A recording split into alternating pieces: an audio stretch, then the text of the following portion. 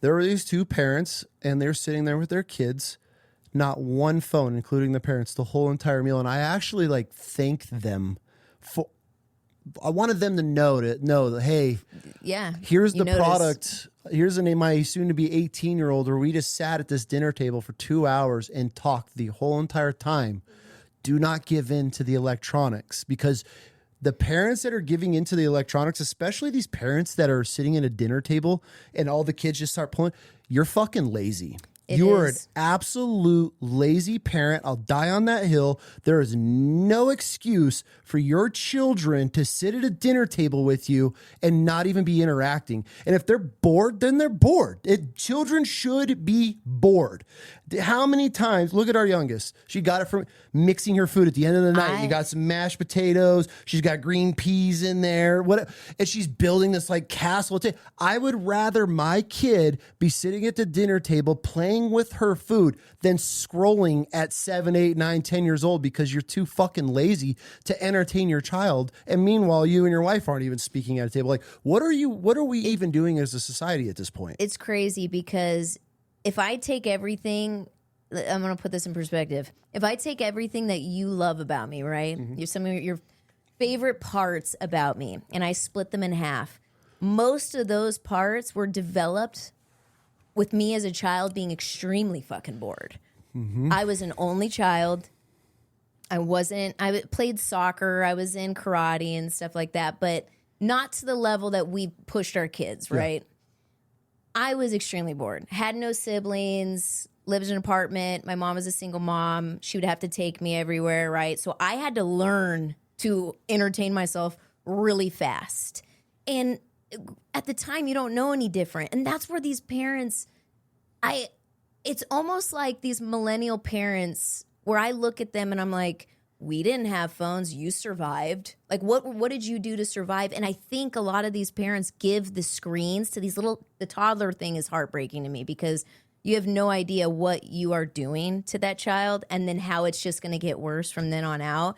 But then these 11-year-olds that you're putting a phone in their hands, and we all know how we feel about that. And to me, it's a really, really, really dangerous game long-term than your short-term temporary moment of silence. Well, yeah, 100%. We were at Kennedy and I are in a waiting room and we're sitting there and, you see these moms, the kids lean over and they want to watch something on the phone. And there's this, and I'm going to relate with the audience right now. There's this immediate human flesh part of me where I'm like, oh, we could watch something together, right?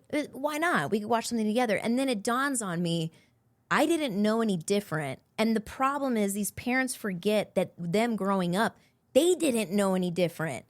Your child is going to be okay if they don't have a screen. Mm-hmm. And the sooner you could pull that, I promise you, the better it is. Because you know what happens when I didn't fall into that very, very minute temptation of watching something with Kennedy? She's sitting there and when she's like, let's play I Spy. I'm like, oh my God, I do not want to fucking play I Spy. For the 10,000th time. It's either I Spy or Would You Rather. Mm-hmm. So I'm of course like, let's do Would You Rather. I like Would You Rather way better than I Spy. Because half the time she'll be like, green. And then I'm like, there's green everywhere and it'll be on the bottom of someone's shoe. Like, I ain't looking like that. I'm not a kid. But the Would You Rather. And then we end up laughing. Mm-hmm. And the next thing you know, we get called.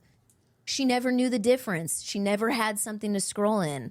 Hand the kid a freaking magazine. I had to color. I had to learn all this kind of stuff. Talk to the kid. Challenge them with questions. And I know this is triggering for a lot of people because you're probably, well, I work this crazy schedule or I just had a baby and I can't deal with my toddler. No, I'm saying they're triggered over this whole screen thing, but you're triggered because you know it's true. You're convicted. They're convicted because you realize how lazy you are, how unintentional you are with your kids, and you're giving them, you took a pacifier out of their mouth and put a pacifier in their hand. That's all you're doing. That 27 minutes of that CoComelon video, what you're getting for that peace of mind so you could scroll or do whatever, it is damaging. I'm not trying to target people, but it's true. Oh, look at the studies that are coming out, all of the mental issues that are coming out, Ben talked about it on a show with the family IT guy of how these behavioral issues are just increasing from these children because of just screens, the blue lights, all this stuff. You're getting pumped with the endorphins. You're getting the rise already. Dopamine You're dumps, giving yeah. you're giving your 11-year-old a dopamine drop on a phone that's the equivalent to almost a narcotic hit.